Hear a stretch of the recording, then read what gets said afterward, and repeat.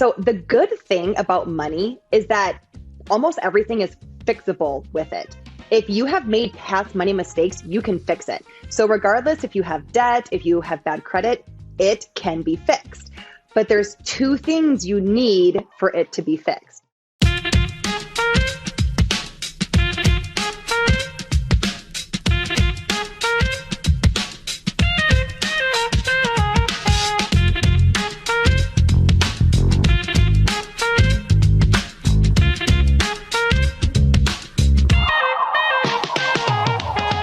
What's up, you guys? It's Kait and JJ. And welcome back to Heart of Dating. Hey, today we get to invite one of my very best friends, Sarah Kurtenbach, onto the show.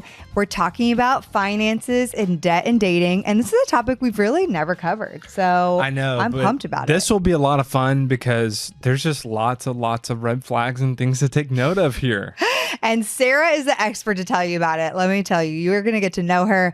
And you're going to love her. She is incredible. So before we get into that, just a few announcements. We have a goal to hit 300 patrons by the end of September. Will you guys help us meet that goal? Go to heartofdating.com/Patreon. If you didn't know, Heart of Dating Conference, the dates and the location has officially been announced. Let's go. We are going to be in Nashville, Tennessee. Nashville, okay? We're coming home. We're going to the honky tonk, Nashville, Tennessee, for New Year's, y'all. New Year's this year, December 29th and 30th. It's going to be a 2-day conference. Tickets will be back on sale September 18th for early bird.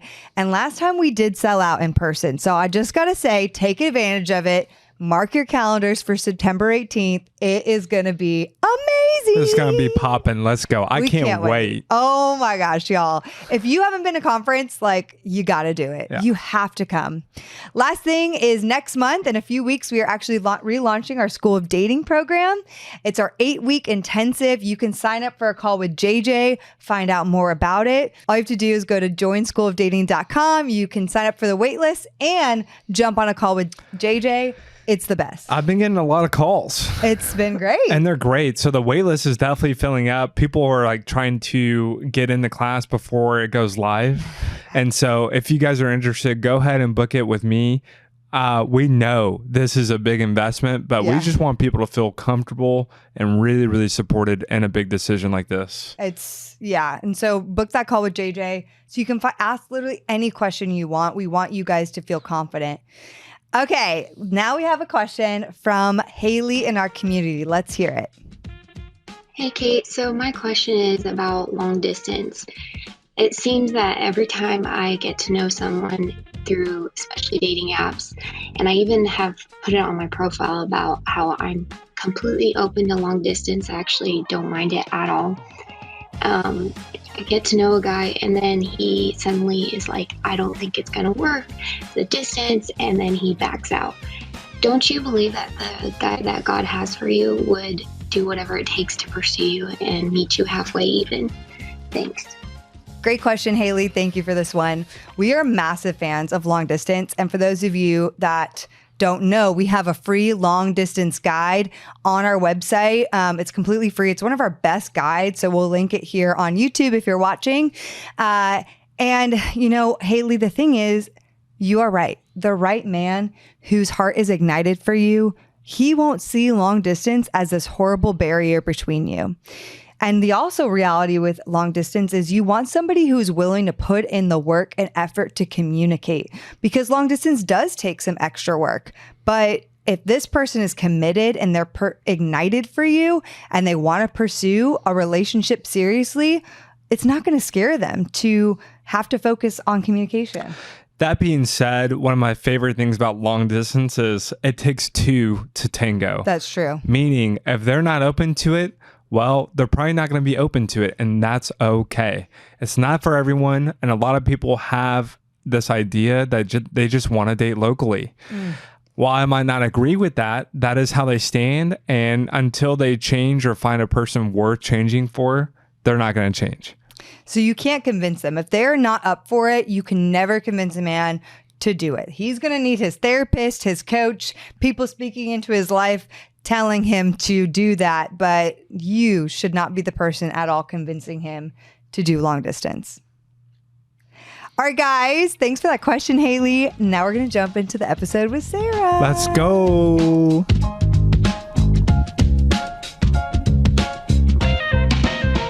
Well, we have one of my best friends in the entire world today, Sarah Kurtenbach on. What's up, girl? Hey, Kait, JJ. I love you guys. I'm so excited to be here. And we love you. Miss Excellent. Our friend Mika calls Sarah just the most excellent person she's ever met. Well, I feel so honored. I think I should talk to you guys every day and meet Kai every day so I can have this level of confidence. So thank you. Yeah, like we were talking last night, we were FaceTiming, and JJ was explaining how when Mikai talks about you, explain what Mikai says. Mika is like everything she does and she touches is excellent. Just the way she dances, the way she talks, the way She's like she in awe. points. She's like, it's just excellence. Everything. I need a Mikai in my pocket all day. I know. Mikai's like enamored by you. Mikai's like, I have a major girl crush on Sarah. I know. I remember at my bachelorette last year, she was saying that like all the, she's like, she's just so excellent. Like just amazing. I'm like, I love it. But you truly are. And girl, we go so far back. I mean, we've known each other at least 10 years now, right? Over 10 years. Yeah, over probably more 10 like 12. years. Mm-hmm. Yeah, back in the days of New York City when we both lived there and you were balling it up as a VP of a Facebook advertising company, was so cool. And I was working in fashion, way different times. You are still doing some of those things, but it's just you're not living there anymore. And now... Well, not now. I feel like it's like been a long time since you met Chad. It's not like it happened like a year ago or two. You guys have been married how many years? 8 years. You knew. Yes. Go, Kait. I was like, it's not 7. I think it's 8. Yes. 8 years. I remember when you had your wedding in Sioux Falls and I was like, they're getting married in February in Sioux Falls. What is happening? But I was like, this is also, I'm so excited for this wedding. And Chad is just like, I think JJ has a little bit of a man crush on Chad. I mean, let's just say I feel the same way about Chad that Mikai feels about Sarah. I'm like, this guy is perfect. I'm like, he is my Ken. Yeah, he is my Ken. Well, also, you and Chad really bro out when it comes to football. So there is a big compatibility there with you guys. That's true. That's true. I thought I knew why I loved him for some reason. Well, I mean, speaking of being excellent, I can't wait to get into today's episode. I think Sarah, especially as a female, which might receive the stereotype as being the spender or not great with money. I love the fact that you are a girl boss and you are one who says, no. I'm actually great with money, and I love to even teach women about how to be great with money. So could you let everybody know maybe a little bit of background about what you're doing today, why it's so special, and why you're even on a podcast talking about money? With Move Her Money, let's go. Yeah, I want to hear. Yes, I am so excited for this. So I transitioned my entire career this year. Prior to this year, as Kait mentioned, I was a VP at a Facebook tech company in New York City. And then I started my own consulting company and I did that for 8 years. And then now I've launched a new company called Move Her Money. And we provide online curriculum to high school and college age girls. And it's all focused on teaching them how to become financially independent women and how to avoid the biggest money mistakes. So I am all about financial literacy and I'm all about teaching women, singles, what they need to know about money so that they can be financially secure and financially independent. Let's go. It's so good. So all of our single parents listening, because we have a lot, please go check out Move Her Money. This is amazing for your kids. We have a lot of Gen Zers that listen to this podcast now, and shout out to Gen Z because when we checked the numbers, we were like, whoa, Gen Z is showing up and they're listening to the pod. We couldn't believe it that they listen to podcasts. We were pumped. We're very impressed. So Gen Zers, get this right. Like this is the stuff I wish I had too. Like my parents tried, but they definitely, I didn't really do. They didn't, I don't think they were doing it too seriously, as seriously as maybe they should have. And I definitely made some big money mistakes in my life. But, you know, money and finances comes up a lot in dating. And I think it's one big red flag in dating, like the misuse of money or having extreme debt and how to handle these things and how to even spot signals that somebody may be really bad with money. So I want to get into all that. But first, I'd love to hear about your story about different financial things with guys. I know you have one from the past. I'm very familiar with it. And then I know some things with Chad too, your current husband. So I'd love to just pass it to you because I want to hear that. Yes, this is such a good topic to talk about, guys, because money is a pillar in someone's life. Whether if you are single, dating, or married, it's going to be a pillar in your life until you're no longer on this earth and in heaven. So we've got to figure out how to manage money. My first experience of dating and finances happened when I was 27. So at that time, I was living in New York City, and Kait was one of my besties. So Kait, let's take a trip down memory lane, right? Oh my gosh, I'm remembering all the things. Coming back. So I had been in a relationship with a man for 3 years. And when you date someone for 3 years, you really see a future with them, right? I saw a future with this guy that I was dating. Never once while I was dating him was money or finances ever a concern. And the reason why is because we never talked about it. Right. We never talked about it. And when you don't talk about something, what is there to be concerned about? I was living in New York City. He was living in California. So we had a long distance relationship. And one day he calls me up and he, in essence, spills the truth to me of where he actually was financially. And he says, Sarah, I've gotten myself into a lot of financial trouble. I have been unable to pay my bills for months. I'm so far behind in everything. Would you be willing to loan me money so I can just pay my bills? And I was completely shocked, you guys. I thought that he was doing fine financially, and so I did not see this coming at all. And then he also said, well, Sarah, if you were in this situation, I would do this for you. Oh my goodness. He made me feel very obligated and kind of pressured me to loan him money. So I told him that I just needed a day to think about it because, again, I was very shocked. I wasn't ready to say yes right away. So I thought about it for a day. And during that time, typically in my life, when I have to make a big decision, whether it's about my career or finances or relationships, I typically seek out guidance. I will call a mentor. I'll call my parents who are incredible mentors to me. In this situation, I called no one and I didn't tell anyone about it. And the reason why is because I was embarrassed and ashamed for both him and for me.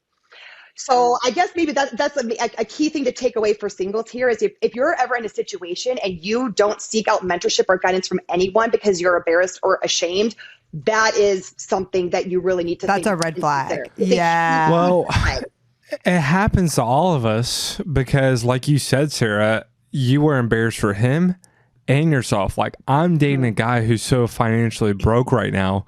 He's asking me to cover his rent. If I say tell me if I'm wrong. If I call a mentor up and I have to share this information, it makes me look like a fool that I'd be even dating this guy. And I've been dating him for 3 years. And this is the first time I'm hearing about any of that information. Right. Yes, exactly. They'd be like, well, have you guys not talked about money before? How did this just come up? So I thought about it for a day. I decided I would loan him the money. So the next day I transfer thousands of dollars into his account. Oh no. And then shortly after that, literally about a week or two after that, I really felt the Holy Spirit and God telling me, you need to end this relationship. This is not the man that you are supposed to be with. And so I followed the Holy Spirit and I ended that relationship and I never saw that money again.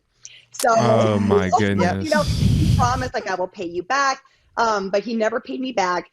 That point is mute. So that was a huge learning lesson for me, you guys, because it really taught me, wow, something that I never brought up in a relationship and something that then I never sought out mentorship or guidance for became a breaking point and an ending point to this relationship. I have questions would you say your financial literacy and your relationship with money, was that something that you were good with up until that point? I know you're a VP, you're in New York City, you're obviously dealing with a lot of money and awesome salary, high living expenses. were you just kind of spending and money was like monopoly money and this wasn't a big deal, but after this, like financially, like you're like, this taught you a big lesson? Or where exactly do you stand as you look back on this kind of story in your life?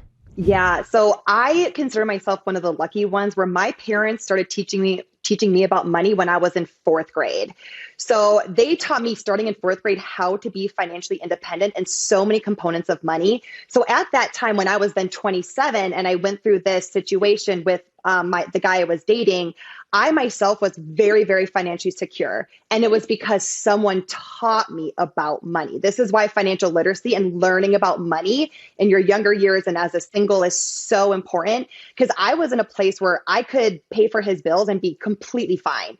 But because I had set myself up that way, but what it revealed to me is that he was purposely making choices, hiding things from me and making mistakes that was going to not only impact him, but impact me significantly and impact our relationship and what kind of a marriage we could have.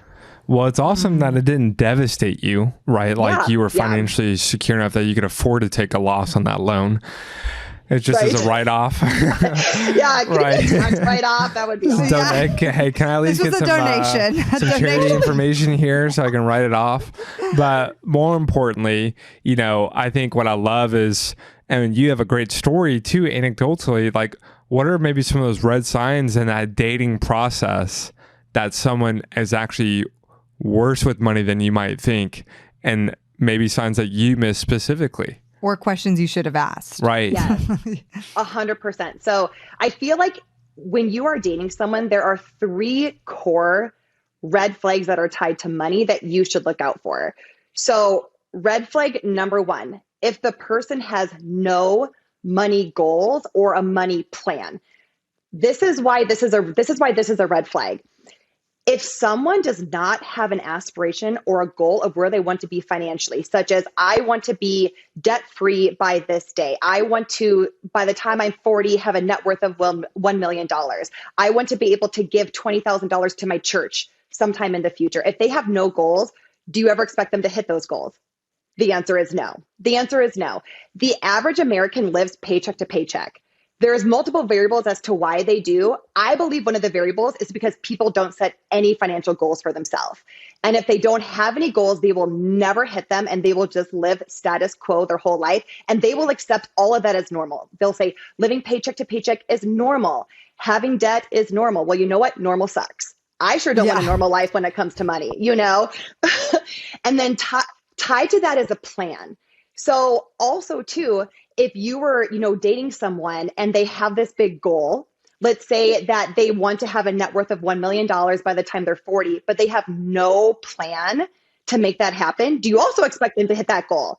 And that answer is no. This sounds great. You're like, that sounds great. But if they have no plan, how is that ever going to happen? It's like, no, I have a goal. It's like, but what about a plan? I'm like, what about it? So how are you going to get there? That is great. It's almost like a Dumb and Dumber moment. Yeah, it's like a great talk the talk, but are you walking the walk? Like, what are you putting into making that goal happen? That's right. So true. And I feel like that's what was really revealed to me with the previous relationship that I just told that story about, because he had goals. He had potential. And I remember talking to my dad one time about him when I really knew that God wanted me to end this relationship. And I was kind of making excuses for him. And I'm saying, oh, but Dad, he has so much potential. And my dad goes, Sarah, you cannot marry potential. And I didn't. Thank goodness. Thank you, Dad. So that's the thing. They can have all the potential in the world, but if they don't have a plan and a way to follow that plan, it's never going to happen. So. Right. They can even have vision and they can even have potential, but it's like, okay, they actually have to be doing something about it today for me to believe in it. Yes. That's so true. Yeah. So the second red flag then that I would highly consider looking out for while you're dating someone is if they hide their current money situation from you.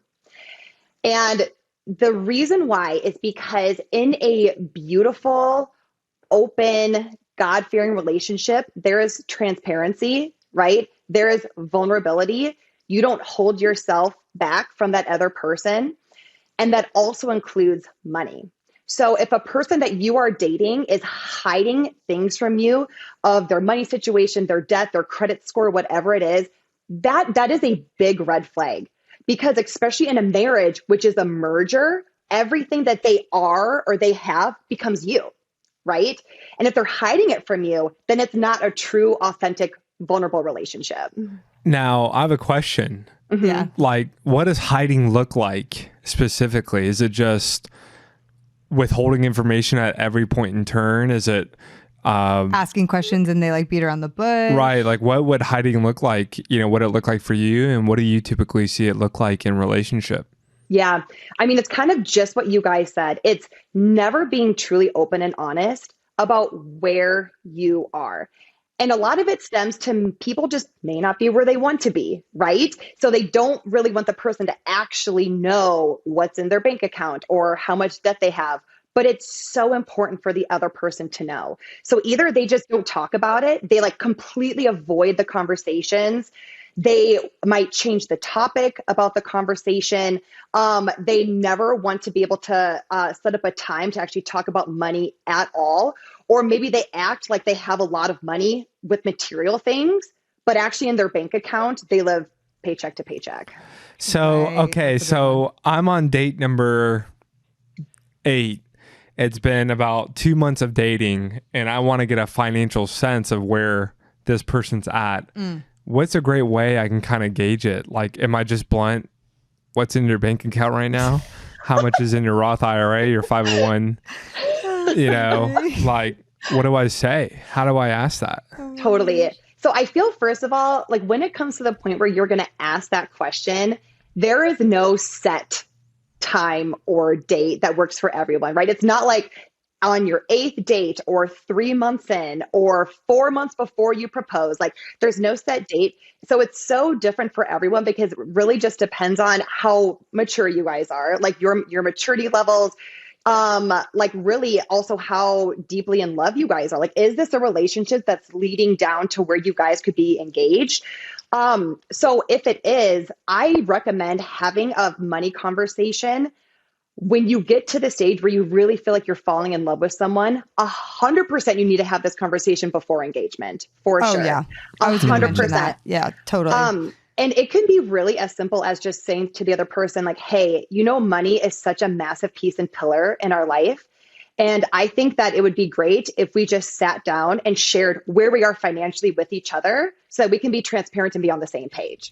Oh, a finance date. Finance date. Woo. I mean, you're not interviewing the person, right? You're not going to sit down and be like, so what's your bi-weekly paycheck? Like, what's in your 401k? I mean, it's not like it's not an What interview. are your investments look like? What do they look like? How are they growing? Exactly. No, seriously. But I was going to say to Sarah, to that point, like, I think it's so important to do before engagement, because in engagement, you already have the ring on your finger. And that's when so many people focus on the hard conversations. That's when people go to engagement counseling or premarital, which is great. We recommend, but we also actually recommend pre-engagement counseling, which for us we did this test called this assessment called the SYMBIS assessment. And that assessment had finances as a part of the curriculum, Did? Yeah, it did. Like relationship to money or like debt and... No, it had financial conversations. Yeah. Like You forget it? Yeah, I forgot that part. Okay, well, I mean, it was like part. 2 years. But like we had to open those dialogues about finances, money, like... And I was in a pretty good place, but I still remember being so terrified to have those conversations because money is like such a vulnerable topic. And for me, many years of my life, my financial situation was really bad and I was the paycheck to paycheck person. And so I was like, oh, like I have to show him this, even though it was not bad. Like I was actually completely debt free at the moment. I had a great credit score. Like my income was looking good, but I was still like, I don't like, it was still like nerve wracking to me. I still remember like the days where we had financial discussions, and then an engagement when we started getting really real. I was like, but just to point out like that, I think it's so important to be honest and vulnerable about that before engagement. Like engagement should not be the gateway to having then all these hard private conversations about things like finances, because that is such a big deal. You should know that before you get engaged. 100%. So when Chad, my husband now, when we met on a blind date, And then he proposed 8 months after we met on the blind date. So we had a pretty fast run, right? We knew that we were the one for each other. But about 2 to 3 months into our dating relationship was when we first had a serious financial conversation. And I actually was the one that led that because of what I learned from my past, right? And then before we got engaged, I actually attended a meeting with him with a financial advisor. So I was in New York City at the time. He was living in South Dakota. So I would fly back to visit him. He would fly to see me. Well, I flew back to South Dakota one time and we sat down with his financial advisor to basically now talk about how would us two together in our future, what would our financial plan look like? What are our goals? What would it look like to combine all of our assets together? What's our time frame? I mean, we literally worked out our entire plan before we were engaged. And then leading into engagement, we had no money fights. Chad and I have literally never had one fight about money. And the reason why is because we were just so open with our conversations and we had the same goals about it. And I feel like if you can lead with those kind of conversations, starting from when you're dating, it could help to eliminate so many money disputes. And as we all know, money disputes are one of the biggest reasons for divorce as well, too. The biggest number so one open reason. communication is so important. That's so good. Okay, so I have 2 questions for you, but didn't you say you had 3 red flags? Yes. You covered 2. Okay, I want to go back to the third one, and then job. I have a follow-up question about Chad and stuff when you first met him. Such a good memory, Kate. Way to go. So there's 3 and we got 2. 3. So the third red bunny flag too is if someone is too prideful to seek help or guidance from someone else when it comes to their money. There's very few people that actually can manage their entire portfolio all by themselves, that know what the stocks are doing, what international markets are doing, how to invest their 401k, IRA, their estate plan, like everything. Very few people can do that on your own. You really need a professional to help you and guide you along. So if you are dating someone and if they are just, I guess, ruthless in their ways and they're too prideful saying, I don't need help, I can do this. But in reality, they need help. That also is a red flag, because if they don't seek help from a money standpoint, are they going to seek help in other areas of their life? Right? Probably not. Mm-hmm. I mean, that is so spot on. I think, the reality is, number one, I can agree. I know very few guys who financially do their own investments and actually do well. And these guys are much smarter than I am. I'm very, very smart guys. And number 2, the reality is, I remember 10 years ago when fintech was growing and it was all the rage and Robinhood was coming out and all these things that allowed you to be your own day trader. And people were kind of talking about like financial planners, like, have they met their end? And the reality is no, because, just how you spend 8 hours on your job every single day honing your skill, these guys have spent years and years and every single day doing this for a living. And the second thing, Sarah, is they're not that expensive. Now, this is not like a financial planner, like we don't have anybody to plug at the end of this, but they're really not that expensive. And I think ultimately points to wisdom, saying, why should I spend all this time and hours when I can get someone to do it for me for a very, very small amount of money? Yeah. 100%. 100%. You're completely right. I mean, overall, the average fee is 1% of of everything that they manage for you, which I am 100% willing to pay someone 1%. If it means I get 20% returns on my own, I would probably get 4%, right? So that's why it is totally fine. Also, just having someone who truly is an expert in this space, their goal, their learnings, everything that they have done in their career is to help others become wealthy. That is their goal. No one's going to work with them if this financial advisor doesn't make them wealthy. That's their goal, is to make you a wealthy person. I think that someone should have what I call a board of directors for all areas of their life. You need a spiritual board of director, a health board of director. You need a financial board of director. So that one kind of gets, listen, we teach board of directors and the financial aspect honestly gets overlooked. Like it really, really does. Mm-hmm. And I think there is a reality of, find someone who you know is financially more literate, more wise than you. It doesn't have to be the person at your church who has 5 businesses, who's super entrepreneurial, who's really you just need to find someone who's financially savvy. And usually those people are the least flashy around you. Ironically, they're like the more frugal folk Yeah, who are driving their 2003 Honda Civic still. Right. Or their Prius. Right. Or their Prius. Exactly. Hey, I see what you did there. Okay. It's you, baby. Real men drive a Prius. JJ. Yes. That's right. No, listen. At the height of my corporate career, like I had enough money to buy whatever car I wanted. Could have been whipping around a Tesla, the new Ford Bronco. I'm like, no, we're doing a Prius. Used. That's right. And functionality over style. JJ is always like secondhand, cheap, like most like conscious, like options all around. I'm like, Good for you, honey. JJ. Thank you. Yeah. He thinks his Prius is so sexy. I love my Prius. Okay, so I have another question about debt, because I think that's another big one that a lot of people walk into relationships with.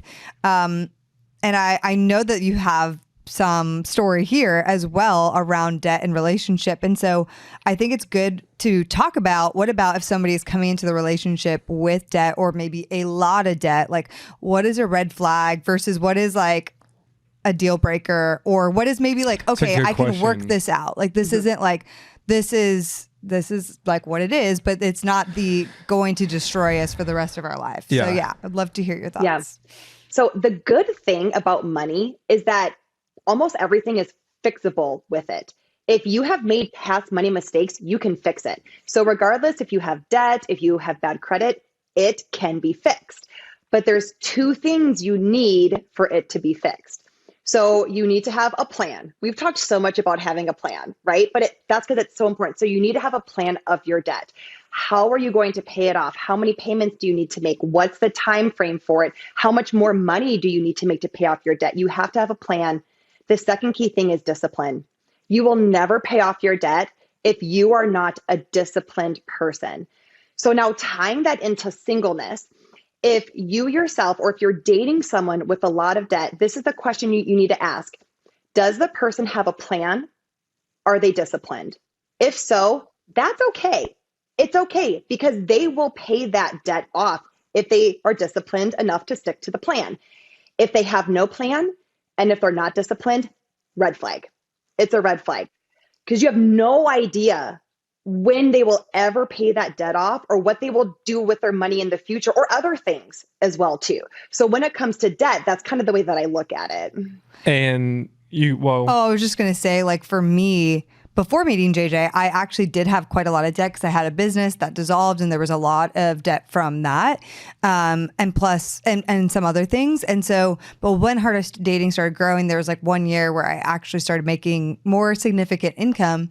And the first thing I did when I got a big paycheck was literally I paid off all my debt. Like when, like I was like, I could use this for so many things, but I am literally going to pay off like all my debt in a reasonable amount so that I'm not like being crazy, but like I paid it all off like within a few months.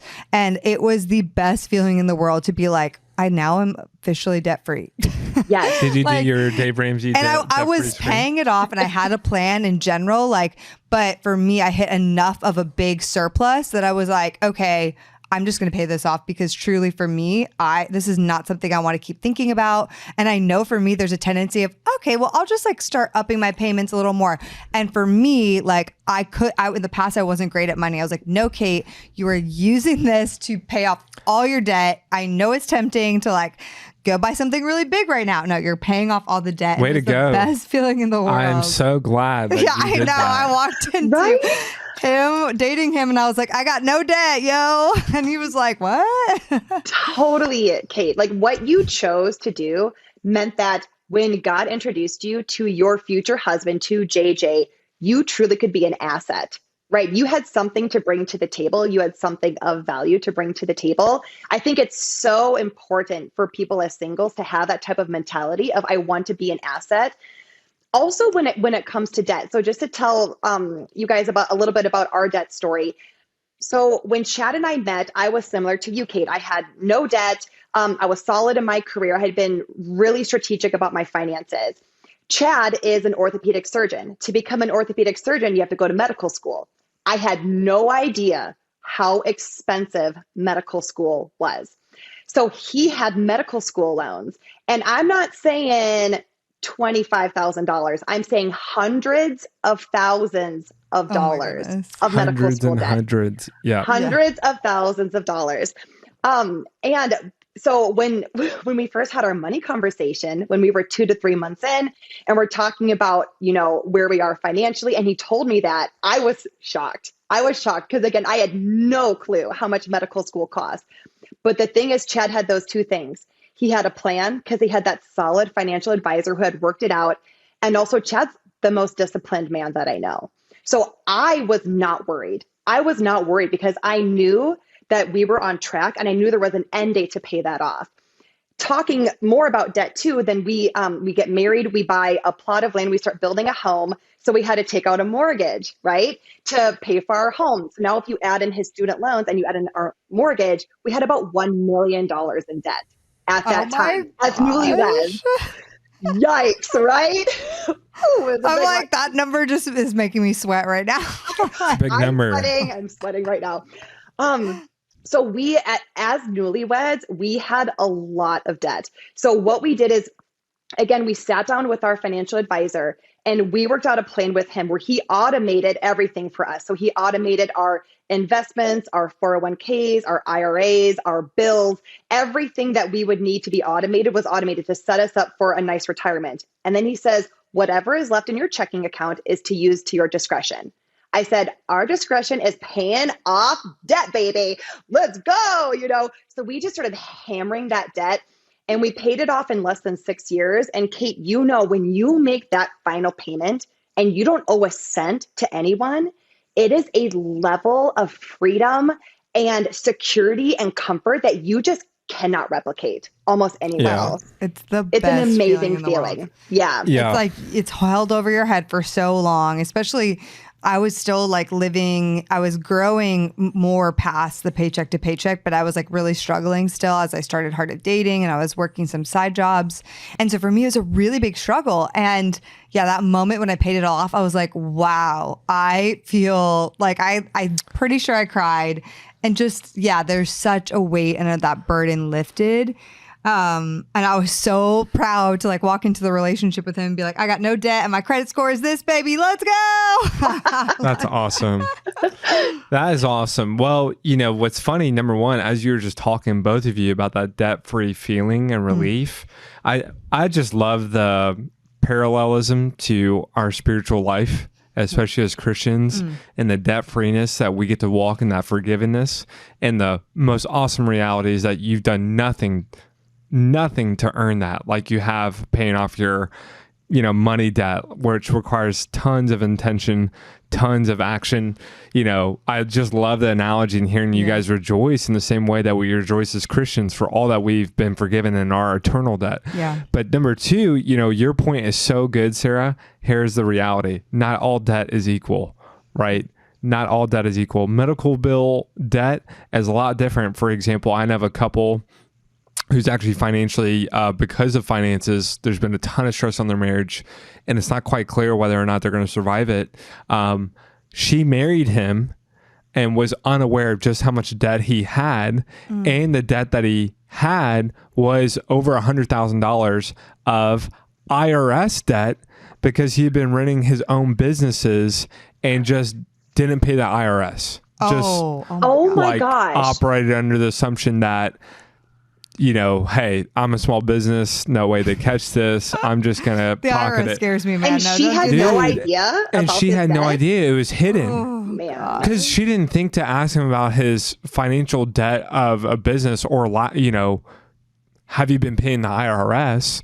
And all of a sudden she finds herself in the second year of marriage. The IRS comes and knocks, delivers them, a note for $120,000. And she is like, wait, what? Like, you're telling me, oh my gosh, that's making me sweat now too. Even though both of us, are not making much money, we have $120,000 of it, and she had to work they had to work their butts, but she had to step up and work her butt off, and they had to go to Dave Ramsey, work through it. They finally, I think it took them maybe 3 or 4 years, and that was buying, the beans and rice, the cheap toilet paper. They did not go out to eat for, I think, 3 or 4 years. Wow. And now I know, discipline. and now she has frugal habits for life. I mean, it is amazing how she runs her life now. But yeah, it was just the reality of like being really, really transparent. And, when you marry someone, you marry their family, you marry their problems as a single, you marry their trauma, and you also marry their debt. Yes. And their financial 100% tendencies.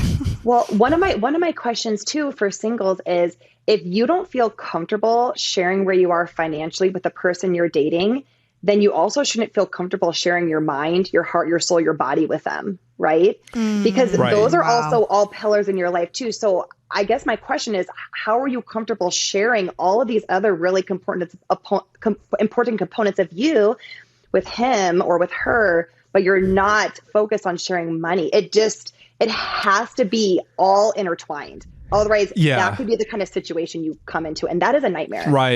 Right. So I have a question, because this podcast is for singles, and you're already mentioning, like, I think we should talk about the single who's listening, who's like, shoot, like, I'm not maybe in the greatest spot, or some of this is calling me out a little bit, like Kait and JJ and Sarah, like, okay, you're reading my mail. Like, what are some of the top ways that a single listening, because we also have a lot of people listening also in ministry, like, that don't have very robust financial like payments or salaries. And so they're like, man, like, it's slim livings for me, and it's tough. So like, what are some ways that they can maybe help themselves get ahead financially? Yeah, there are 2 key things that I really recommend to singles of what they could focus on to help their finances. So number 1 is to not wait until you fall in love or until you get married to figure out your finances. So let me speak to the girls first. So I cannot tell you, and Kait, maybe you can attest to this too, how many girlfriends I have that just had this assumption that the man they would marry in the future would pay off all their debts, financially take care of them, be the breadwinner of the household.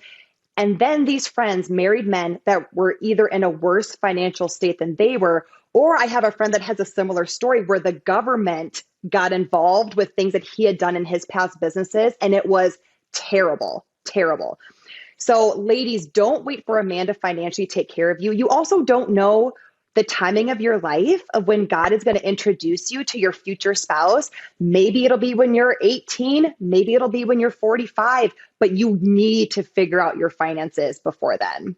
And speaking to the men, so JJ, let me know about this, but also for men, don't wait until you fall in love with a girl or until you get married to get your own finances in order.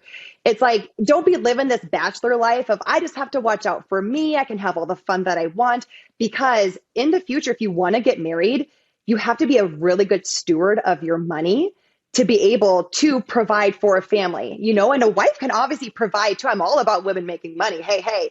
But also men shouldn't wait until that point in their life to figure it out. They need to figure it out when they're single.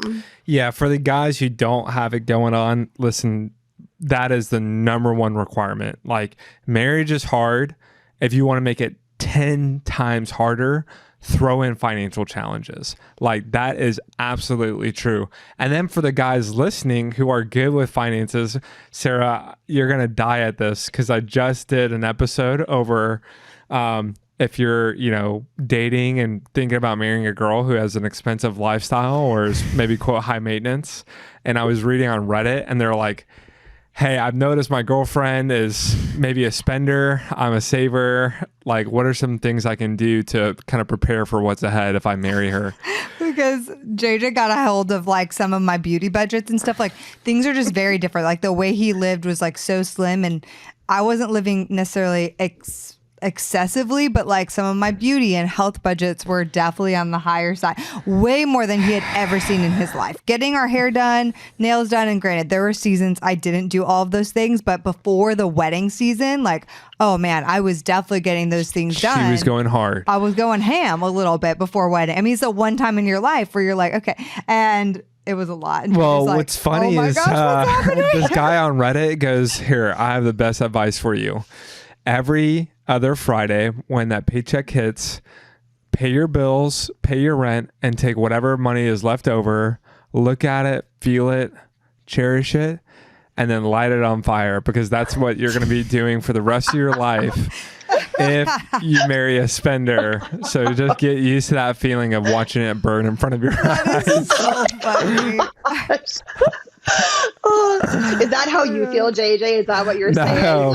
Yeah, at first, I'm not gonna lie. Aggressiveness. At first, it just took a lot of getting used to, and I genuinely would say, like, if you are good with your money and you're listening to this, like, I'm good for you. But number two, just, be prepared to understand, like, you're not going to have the same autonomy and ownership and discretion with your finances. Like, it is a joint banking account, meaning when both of those incomes hit the joint banking account, there's not a little initial saying this has a JJ on it and this has a Kait on it. Like, it is a common coin to be used by both of you. Exactly. Like, it is not your money and her money. I'll give one more piece of advice there, just from the married perspective, because I would say if there's any spending habits and things that you feel embarrassed about that you are spending money on, like whether it's how much you're going to Starbucks or how much you are shopping or how much you're, whatever it is, like just keep that in mind. Sephora. Okay? Because eventually, if you share a bank account with somebody, they are going to see, and you're going to have to talk about all of these things that you spend money on.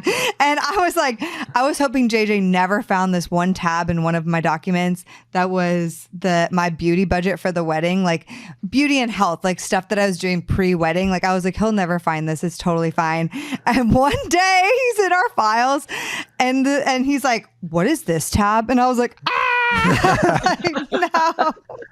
Something that Chad and I do when it comes to our bank accounts, because I actually read this in a book and I thought that's a really good idea. So before we got married, we had a joint checking account, right? That's where our direct deposits go in.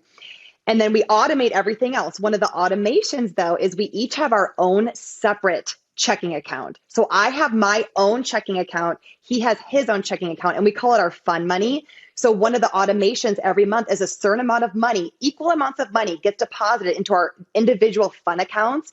So that way I can go get a mani-pedi. I can go on a girls trip. I can go to Starbucks and spend that money and not feel bad or feel like I have to, okay it with Chad, because it's already my fun money. Chad can go buy a Michael Jordan jersey. He can go to a football game, right? JJ's like, please give me a fun account. Yeah, how much money he spends on golf. I'm like, holy Moses. You can buy some new clubs. You can do whatever you want. It's in your fun money. So that's actually been very helpful for us, because sometimes Chad will be like, should I get this? And I say, I don't know. Is it a part of your fun account? And he goes, it would be in my fun account. I say, whatever you want, baby. I don't care what you get. That's a nice feeling. So, Sarah, you might have been the one who gave us that advice, but we did the same thing. Well, we don't transfer it yet to a separate account, but we do right now have a certain allotted amount for fun money. But it could be and it's so much easier than the opposite. Oh my gosh, so we're much kind of categorized by category. So and then that we switch to is, fun. For all the singles listening, if you want your little gold nugget of marriage advice, that is the single best thing ever. Yes. Is instead of tracking your spouse's finances and judging them for how much they just blew at Target, just put it in their fun money account. It doesn't exist. And whatever you want, baby. That is such a good line. It's perfect. So the other thing too, piece of advice that I want to give to singles as well, is to start investing money now. And I say this because I work with a lot of girls, and so many times girls say, when I get my first big job, when I get a promotion, when I get a raise, when I get married, then I will start investing. When in reality, the power of investing starting in your earlier years is so much more than what you could ever think. There's this new TikTok trend going on, and it's #girlmath. And it's basically girls justifying their spending habits. And it's meant to be cute and quirky, but some of these things get really dangerous. And so I'm like, oh, I don't know if I like this trend very much. But one of the things that girls are saying is they say, well, if it's $5 and under, it's basically free. It's making themselves feel better about spending money on small objects.